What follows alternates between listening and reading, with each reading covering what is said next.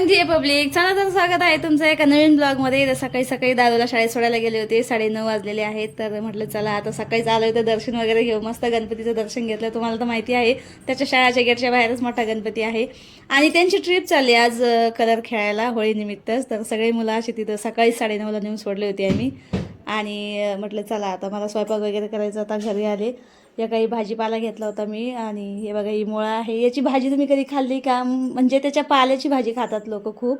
मी तर कधी खाल्ली नाही अजून. तुम्ही खाल्ली का मला नक्की सांगा. एवढी मोठी मोठी कोथिंबीर होती. मी तीच बघत होती की बाबा केवढली कोथिंबीर आहे ही. तर आज आई होळी. तुम्हाला होळीच्या सगळ्यांना हार्दिक शुभेच्छा. आणि आता मला स्वयंपाक बनायचा होता. पोळ्याचं स्वयंपाक तर बनायचा आहे, पण थोड्या वेळाने हे नाश्त्यासाठीच बनवणार होती मी.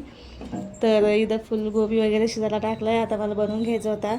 आणि आजचा होळीचा ब्लॉग तुम्हाला उद्या नक्कीच बघायला भेटेल की आमची होळी कशी साजरी झाली, काय झाली आहे. तर हे बघा इथं लगेच गोबी शिजूस्तोवर म्हटलं चला आपण पीठ मळून घेऊया, लगेच पोळ्याही टाकून घेऊ. तर पोळ्या टाकत होते. आणि आता हे सगळं झालं की मला अजून 10-15 मिनिटांनी लगेच डाळ वगैरे सगळं टाकून द्यायची आहे. कारण की म्हणजे स्वयंपाक हे आपलं मग लवकर होऊन जातो आणि पूजा वगैरे 5लाच सगळं होतं आहे ना, त्यामुळेच. तर इथं आता पोळ्या टाकून घेत होते. आणि दीदी शाळेतून येणार होती. आता दादूचं तर काय, आता दादू 3-3:30ला येणार आहे.